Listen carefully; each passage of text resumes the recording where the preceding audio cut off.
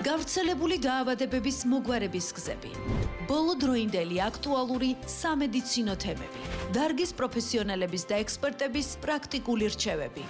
ეთერშია გადაცემა თეთრი ხალათი. მოგესალმებით, დღეს პარასკევია საღამოს 6 საათი და რადიო აფხაზეთის ხმის ეთერშია გადაცემა თეთრი ხალათი. მე კი მისი წამყვანი მარიამ ჯოჯოა ვარ. ჩვენი დღევანდელი სტუმარია ექიმი, ენდოკრინოლოგი, ნუტრიციოლოგი, მედიცინის დოქტორი, ასევე ევროპის უნივერსიტეტის ასისტენტ პროფესორი ქალბატონი თამარ შერვაშიძე. მოგესალმებით ქალბატონო თამარ, დიდი მადლობა მომბრძანებისთვის. მადლობა მოწვევისთვის. დღეს ჩვენ ვისაუბრებთ მედიკამენტებზე, რომელიც იწვევს მადის დაქვეითებას და ძირითადად გამოიყენება წონაში კლებისთვის, როგორც არის ოზემპიკი და მუნჯარო. და მოდით ქალბატონო თამარ დავიწყოთ საუბარი ზოგადად იმის თუ რა არის ოზემპიკი და მუნჯარო, რისთვის გამოიყენება ისინი და რით განსხვავდება ოზემპიკი და მუნჯარო მოქმედების მექანიზმის თვალსაზრისით. კი ბატონო, მოგახსენებთ ოზემპიკი და მუნჯარო არის ნაწლავური ბუნებრივი ჰორმონის ინკრეტინების სინთეზური ანალოგი, რომელიც ხელოვნურად არის შექმნილი და გამოიყენება მედიკამენტის სახით წონაში კლებისთვის. ეს პრეპარატები შექმნილი იქნა შაქრიანი დიაბეტის სამკურნალოდ, რადგან აქვეითებს გლუკოზის დონეს სისხლში, როდესაც პაციენტს აქვს შაქრიანი დიაბეტი, მაგრამ მათი დადებითი თვისების გამო, რაც არის მადის დამაქვეითებელი ეფექტი და წონაში კლება, გამოყენებული იქნა და დამტკიცდა როგორც მედიკამენტი, რომლის გამოყენებაც შესაძლებელია წონაში კლებისთვის. ოზემპიკი და მუნჯარო შეიძლება ითქვას, რომ მიეკუთვნება GLP-1 აგონისტების ჯგუფს.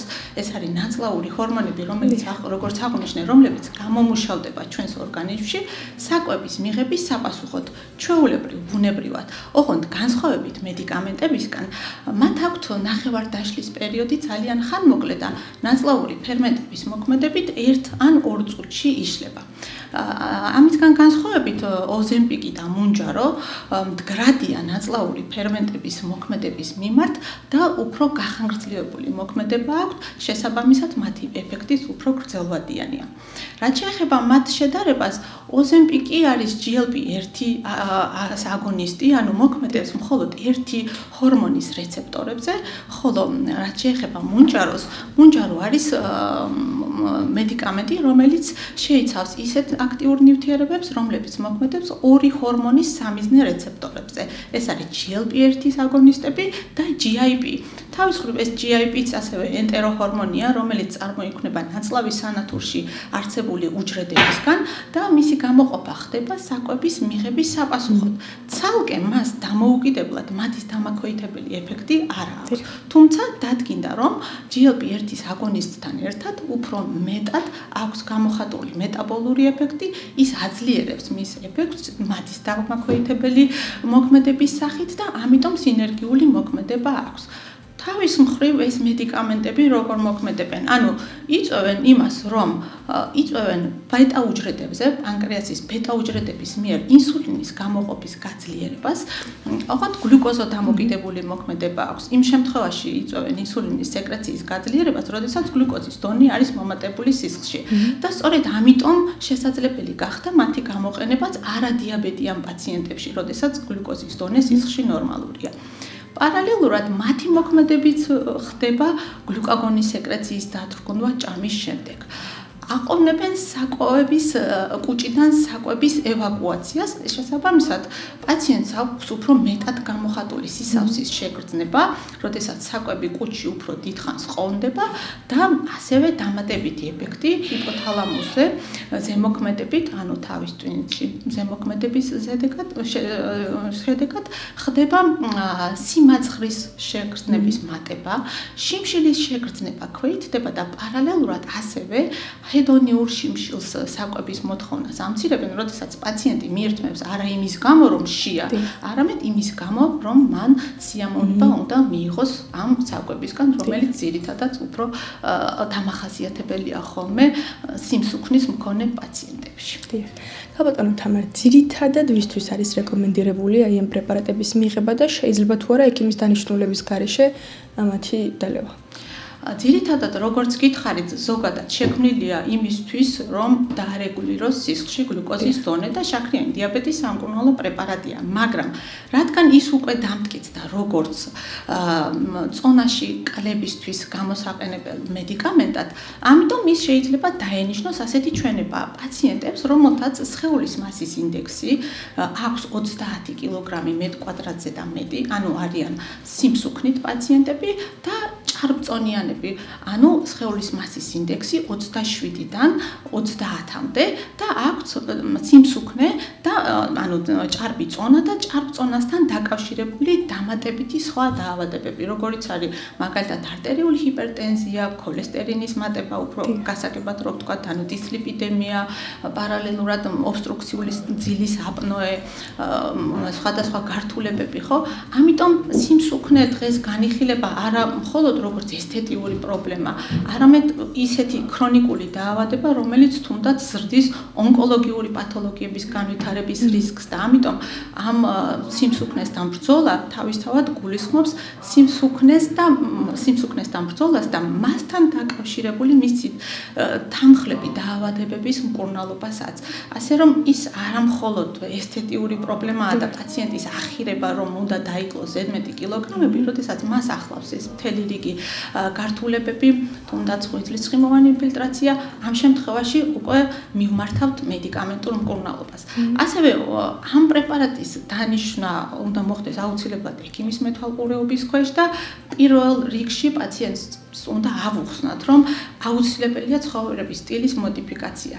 ამ მედიკამენტის დანიშვნა ხდება იმ შემთხვევაში, როდესაც პაციენტს უკვე ნაცადი აქვს ცხოვრების სტილის მოდიფიკაციით, ანუ ცვლილებით, ფიზიკური აქტივობის, კვების რეჟიმის დაცვით, მცდელობა, რომ დაიკლოს ზედმეტი კილოგრამები დაახლოებით 5% 12 კვირის განმავლობაში. თუ აღნიშნული შედეგი მან თავისი ძალისხმევით ვერ შეძლო, ამ შემთხვევაში იმ ზემოაღნიშნული კრიტერიუმებიდან გამომდინარე და გათვალისწინებით შეიძლება ვურჩიოთ მედიკამენტური მკურნალობა აი ამ პრეპარატების გამოყენებით.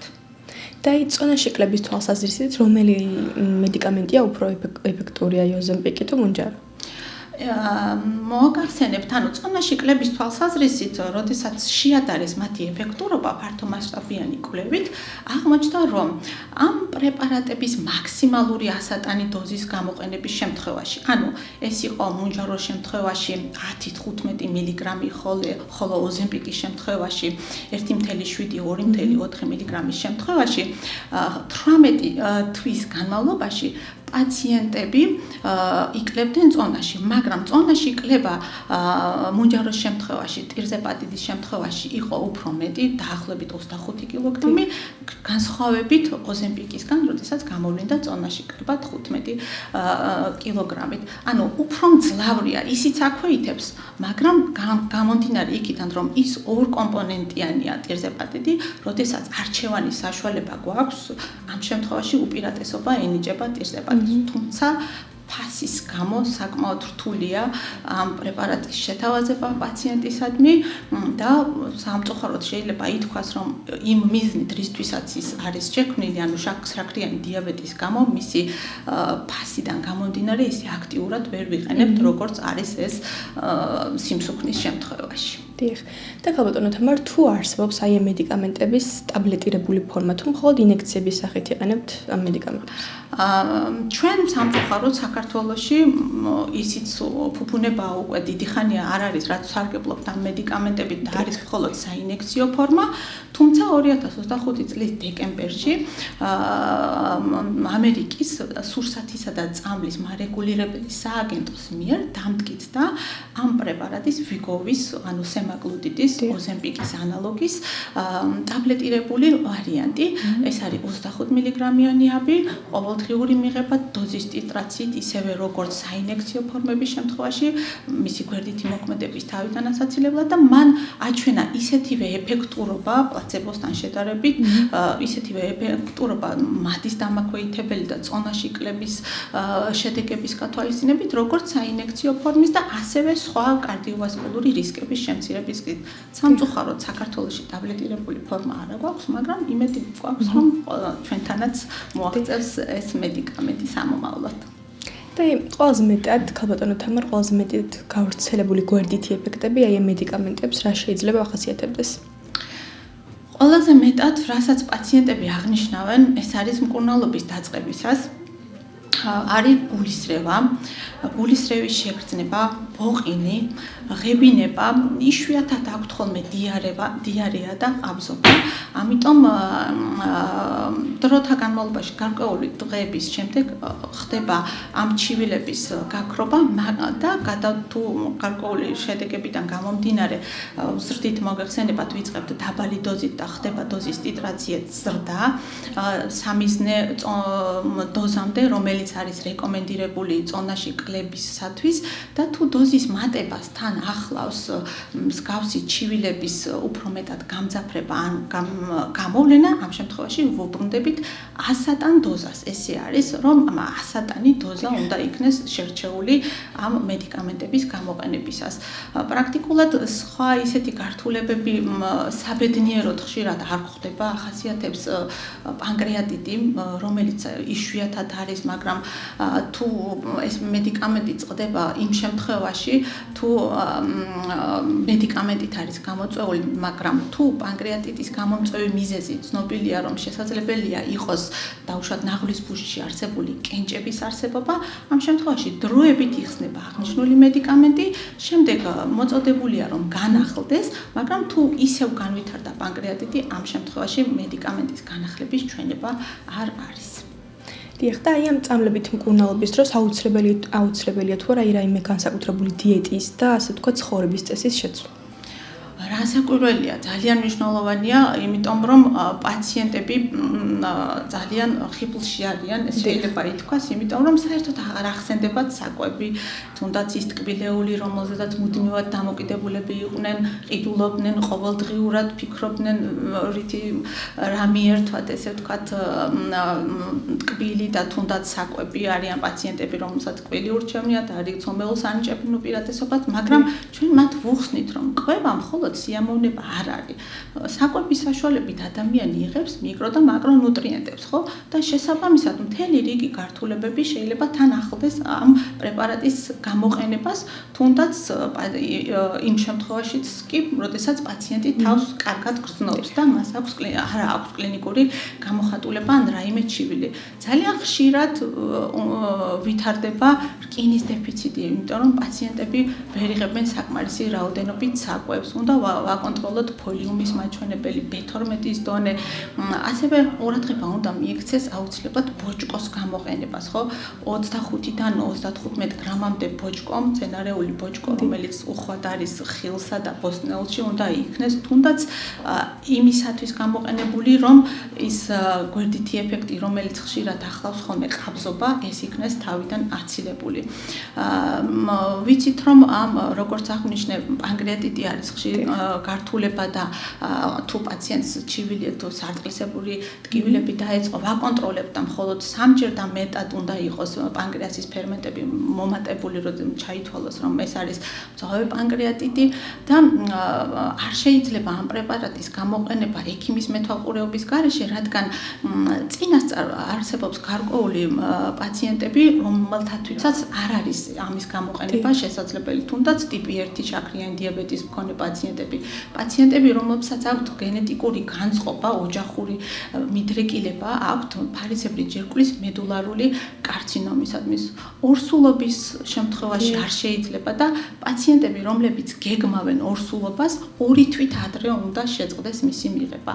თუნდაც ასევე უნდა გამოიკითხოს ყველა პაციენტი რაღაც ქირურგიულ ჩარევამდე, რომელსაც სჭირდება ანესთეზია, რომ ხომ არ იტარებენ, რადგან დღეს ძალიან გავრცელებული ამ მედიკამენტის, ესე ვთქვათ, უკონტროლო გამოყენება მედიკამენტის ექიმის მეთვალყურეობის გარეშე და ამ მედიკამენტის ფუნქცია არის ის, რომ ერთ-ერთი თვისება, რომ აყოვნებს, როგორც აღნიშნე, საკვების გადასვლას კუჭიდან. შესაბამისად, ანესთეზიის დროს იზრდება პულმონური ასპირაციის რისკი და ამიტომ უნდა განემარტოს პაციენტს, რომ აღნიშნულ ქირურგიულ ჩარევამდე 1 კვირით ადრე უნდა შეწყდეს მისი მიღება და ასევე ორსულობის დაგეგვამდე ასეთი რეკომენდაცია პაციენტი, რომელიც გეგმავს ორსულობას, 2 თვით ადრე უნდა შეწყდეს მისი მიღება, რადგან მისი გამოყენება ორსულობის დროს არ არის რეკომენდირებული. ასე რომ პარალელურად შეიძლება ისიც აღინიშნოს, რომ ამ დაავადებას, ამ მედიკამენტის გამოყენებას თან ახლავს რეტინოპათიის გაუარესების შემთხვევები.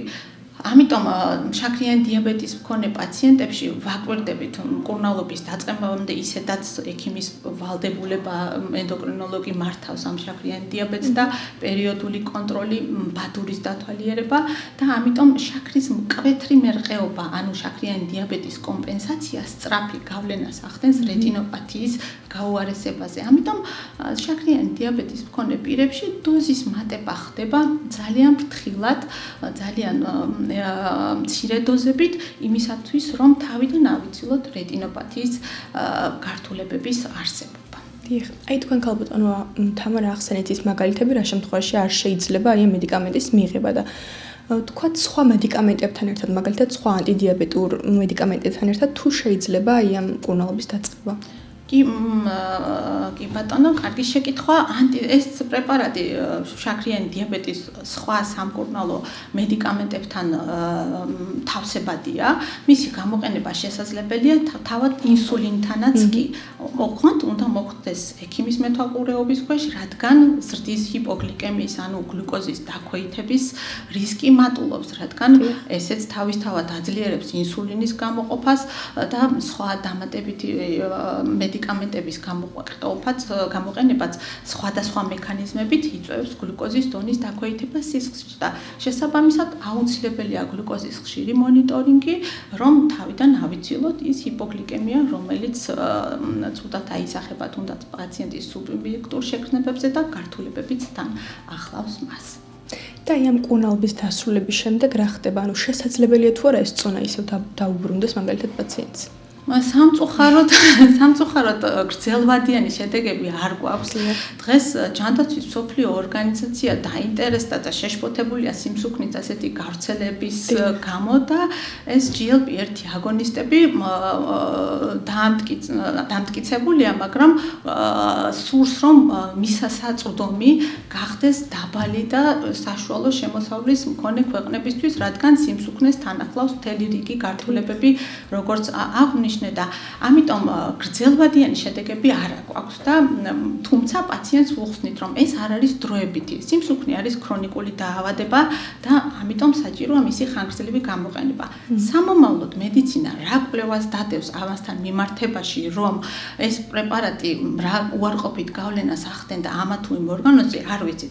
ჩვენ მკურნალობის დაწყებამდე პაციენტს ვეუბნებთ, რომ ეს არის მუხრუჯი, რომ თქვენ არ მოგშივდებათ, მაგრამ ამასთან ერთად აუცილებელია ცხოვრების სტილის მოდიფიკაცია, განსაკუთრებით ყურადღება უნდა მიექცეს ცილის აქტიურ გამოყენებას, რადგან გვერდითი ეფექტები ცილდება, კუნთური მასა არ უნდა დაკარგოს პაციენტმა და ამიტომ ხანგრძლივი გამოყენებისა და წონის კლების პროცესში ეს თან ახლავს და ცილის რაოდენობა თუ ვერ იღებს საკმაოდ ისი რაოდენობით ცილის დანამატებს უნიშნავთ ხოლმე პაციენტებს და ამიტომ რასაკვირველია მოხდება კვლევებითაც არის დადგენილი, რომ ხდება მადის დაბრუნება გარკვეული წლების შემდეგ შეიძლება ძველ წონასაც დაუბრუნდნენ პაციენტები, უბრალოდ გარკვეული ძალისხმევაა საჭირო.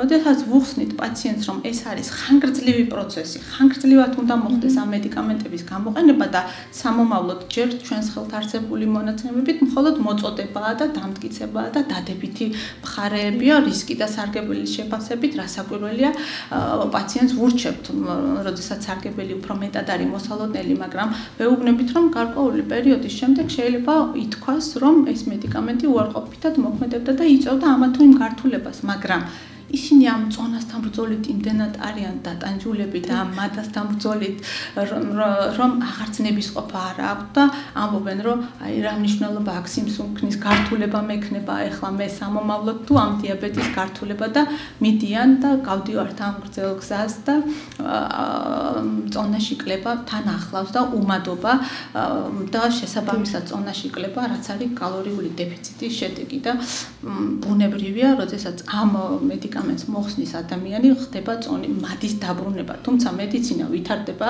საქართველოში პროფესორ დავით აბულაძის მიერ ტარდება ინოვაციური მეთოდით მაგნიტური ქირურგია დაინერგა, რომელიც სულ ახლახან დაინერგა მსოფლიოში და პარალელურად საკვების მიმართულების შეცვლის გზით ხდება საკუთარი GLP-1 აგონისტების გამოყოფის სტიმულირება, რომელიც თავის მხრივ იწვევს მადის დაქვეითებას, კვლევებით დადგენილია და ამერიკის წამლისა და სურსათის მარეგულირებელი სააგენტოს მიერ დადგინდა როგორც ჩაქრიანი დიაბეტისა და სიმსუქნის სამკურნალო ერთ-ერთი პროცედურა, ეს მაგდი, ესე ქვია და მაგნიტური ქირურგია და იწვევს საკუთარი ნაწლავური ჰორმონების ინკრეტინების მატება, რასაც თან ახლავს ეს მადის დამაქვეითებელი ეფექტები და შესაბამისად წონაში კლება, რეგულირდება სისხლში შაქრის დონე, ამიტომ ყველაფერი ხდება მედიცინაში, მედიცინა ვითარდება და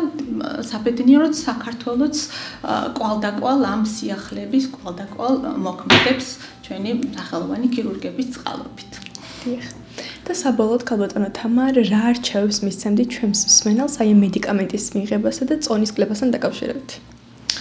მედიკამენტის მიღებასთან დაკავშირებით შეიძლება პაციენტს ურჩიოთ, რომ აუცილებლად უნდა მიმართონ ექიმს. არ შეიძლება ამის უკონტროლოდ მიღება 5 და 4 კილოგრამის ზედმეტი კილოგრამის და ახალგაზრდა ასაკში მით უმეტეს, როდესაც მეტაბოლური სიჩქარე, სიხშირე, ენერგიის ხარჯვა უფრო მეტად არის გაზრდილი და შესაძლებელია წონის დაკლება ფიზიკური აქტივობის რეჟიმის გაზრდით და სულ მცირე დიეტის დაცვით. მაგრამ ამ მედიკამენტების მოხსნაც ყოველთვის ეს მედიკამენტი არ იძლევა შედეგს და ინდივიდუალური მოქმედება აქვს და მაგალითად თუ 12 კვირის განმავლობაში 5%-ზე მეტი კლება არ იქნა მიღებული, მაშინ ხსნით ამ მედიკამენტს მაქსიმალური ასატანი დოზის გამოყენების შემთხვევაში.